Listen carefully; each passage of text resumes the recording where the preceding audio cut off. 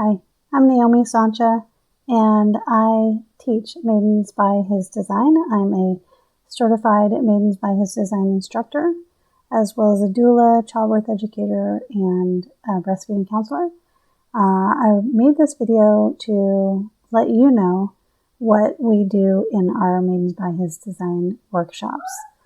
They can be tailored toward whatever it is that you need, as far as whether it's a weekend workshop or whether you want to do a 9 or 10 week workshop or you want to do a 5 or 6 week workshop. We tailor it to whatever your needs are for the girls that we are going to be doing the workshop for. So this just tells you a little bit about what we do in our workshops, and I hope that you enjoy. Have a great day. We just kind of go through some slides, and I first introduce myself. Who am I? And I've already kind of told you that, but I'm a doula and I'm a childbirth educator. I'm also a breastfeeding counselor. So I've been doing that for about 2-3 years. And I happened upon this Maidens by His Design curriculum about a year ago, and the founder of it, Dorian Richards, is a midwife in Virginia, and she created the curriculum about 20 years ago, actually. And through a Facebook group, I met her and found out about her training. So she trains instructors like myself to teach this class. To girls and their moms or mentors. Because there are girls, of course, that don't have moms in their life, whether it's a dad or what have you. And so we, of course, welcome mentors, and we also welcome dads if they feel like they want to come. Okay? So we talk to them all about their menstrual cycle, how to help them through that time of the month.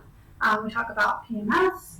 We talk about different herbs that you can use. We talk about oils that you can use as well, like essential oils, to help you through that time.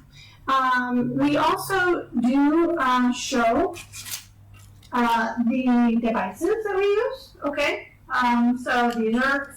I don't know if you know anything about these, but that's my game right there. That's your game. So I haven't tried the sponge yet. So we talk about all of this stuff and why these types of things are better for your body, and make a huge difference in your cycle versus a always pad that has all kinds of chemicals in it. And so we're not trying to, I don't make any money off of this at all. I don't work for these companies, so I want to make sure you're aware I don't work for any of these companies, but I simply want the girls to understand that it makes a huge difference, because I used always pads my entire cycle until I took this workshop. And I had the worst cycle ever, like right after practically that I took the workshop. I switched to a cup, and I couldn't believe the difference. The very next cycle after that, huge difference. It was a game changer.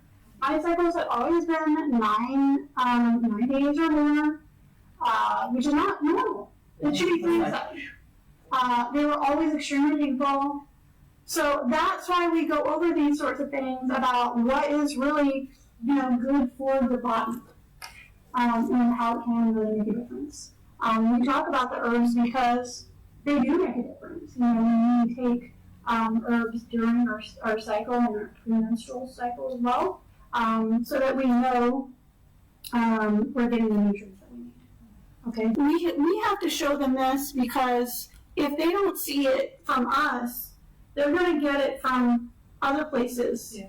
And I heard a really good sermon from Chris Valentin about how our kids see things through a lens, and whichever lens that is coming through is how they're going to view that particular thing for the rest of their life. And so when we teach them at a very young age what their menstrual cycles are, and in a positive format, and that God designed us for this, and that blood is cleansing to our bodies, then we're getting a very positive perspective for the rest of our life. And this can affect, their marriage. This can affect their sex life. This can affect their childbirthing. It can affect their postpartum stage. It can affect so many things in their womanly stages. Okay, that they feel great about themselves and how God made their bodies. Okay.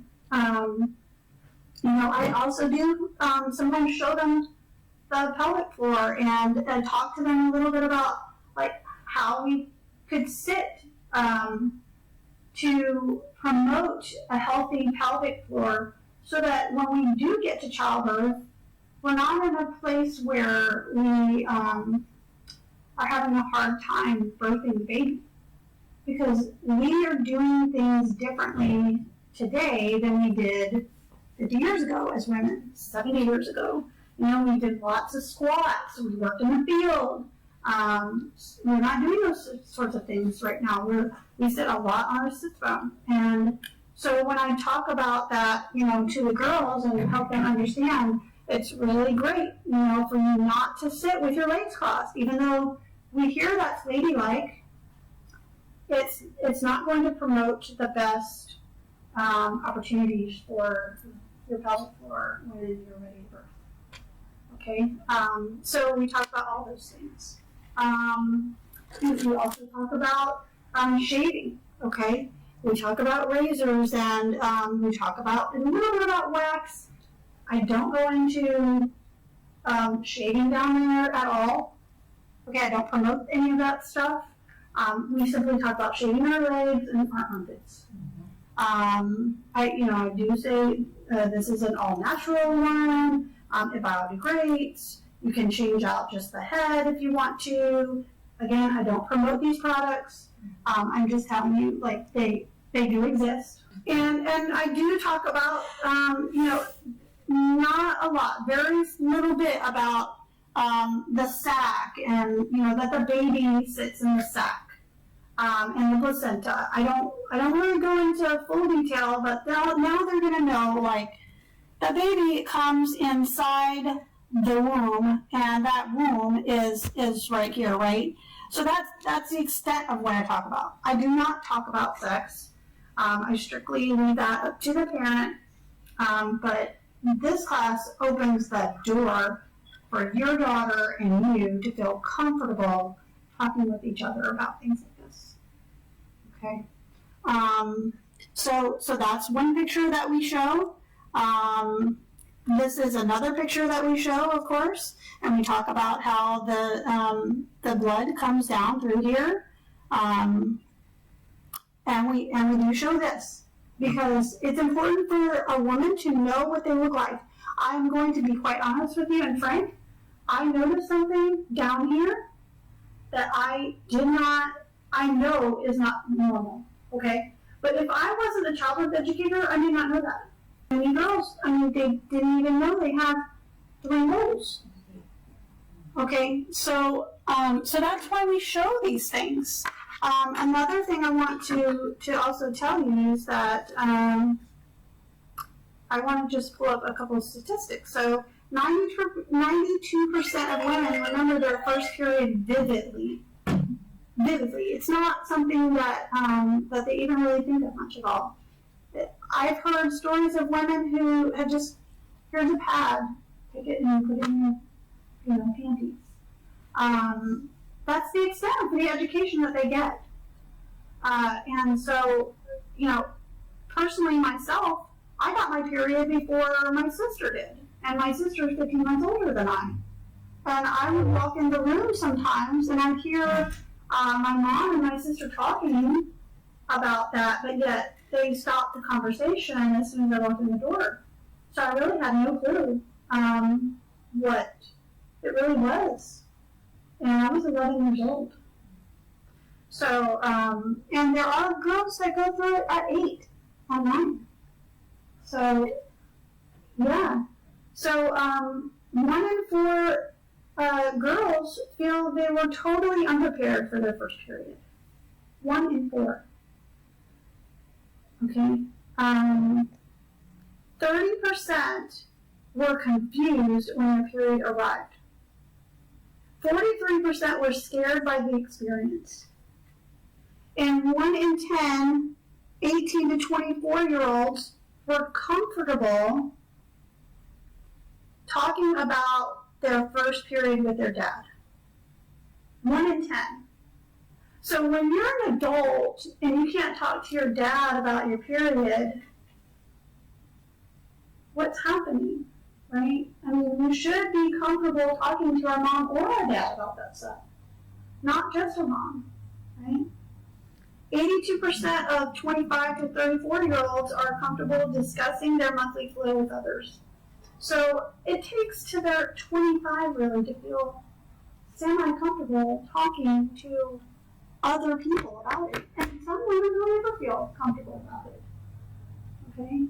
So this is a way for girls to feel very comfortable talking with you about it instead of their friend in 5th grade or their friend in, whatever grade they're in.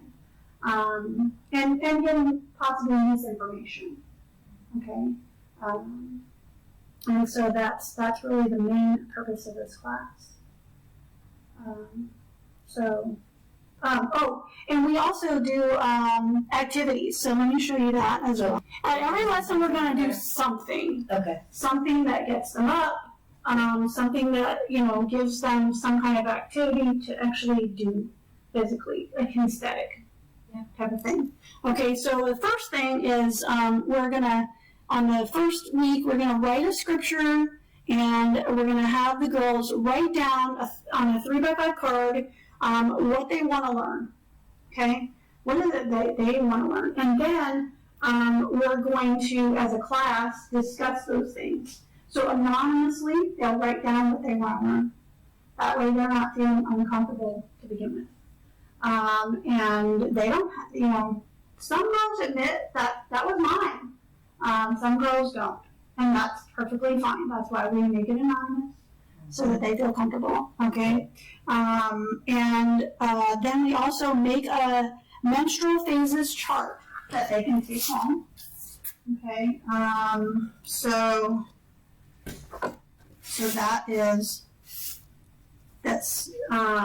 we're gonna make this calendar type of thing, and it's a very simple calendar, and I describe what you do with it when you have your period, how you have a green and a purple and a red and a yellow marker, and you mark your phases of each, phase of the month. Okay, and then the second week we're going to make a menstrual pad.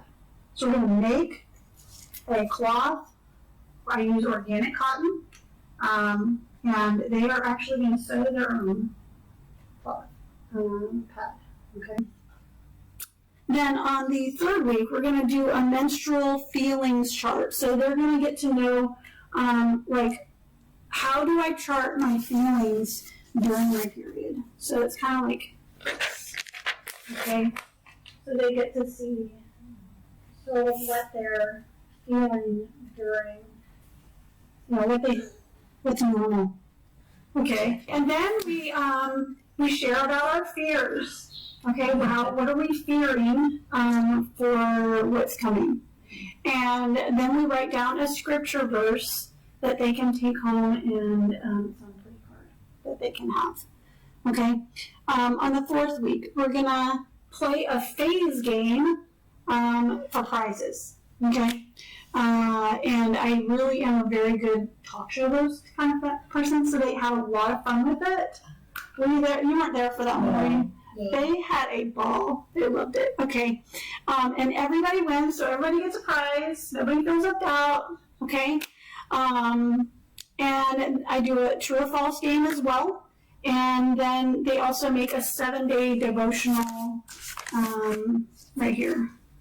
So it's just 7 days that they can read and through their cycle, because the cycle can last 3 to 7 days typically. Okay. And then I talk on the 5th week. We talk about the spine and alignment, and we do exercises, a couple exercises to just see how straight our spine is. And we show simple ways to strengthen our pelvic floor. So that's when we talk a little bit more about the pelvic floor. Now, when you do the pelvic floor strengthening or whatever, can we do like an exercise, like then get down, like, and have a little fun? Do Yeah, you guys all do the exercises. Yes. Yes, okay. Yes, you do the alignment exercise and the pelvic floor exercises. Yep. And moms can do it too. Then week 6, we have a coloring page in the workbook. So that is actually Jesus having his garment touched by the bleeding woman, right? The woman who's bled for 12 years. And so they can just color that. And we also do a word scramble that week.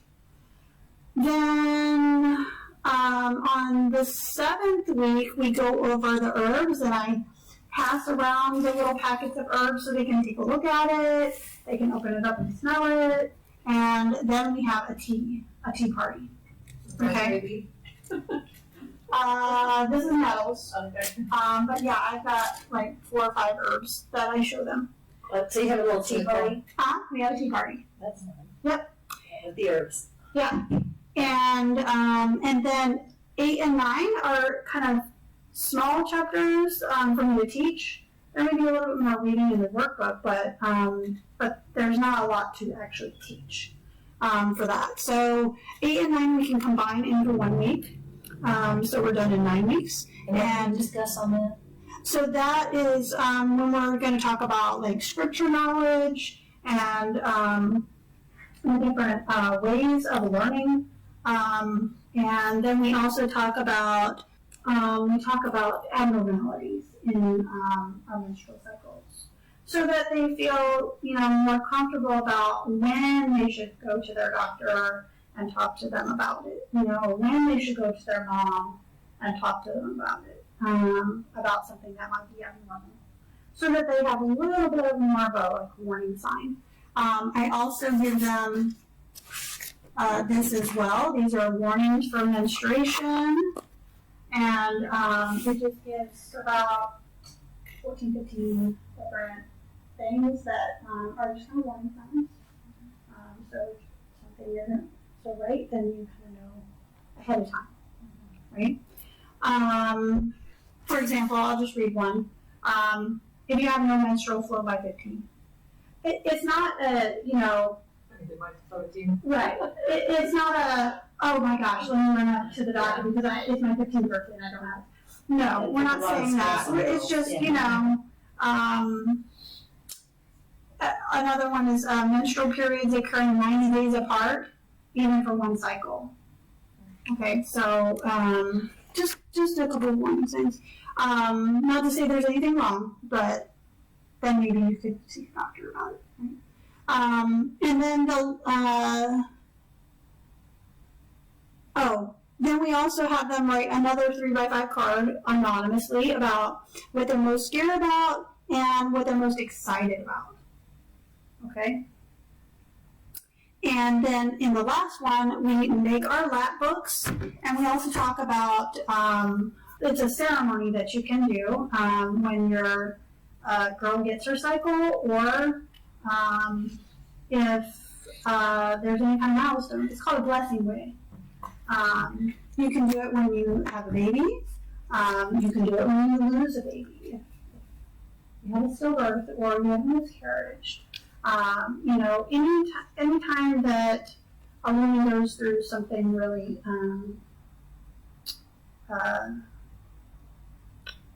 milestone, like a milestone, then you could do a blessing rite. But a milestone as far as their menstrual health or what have you.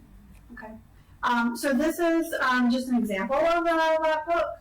And they can put anything they want to on the front of it. I haven't put anything on it yet. They can pick their own color of pockets that they want, and then they can pick out from different verses.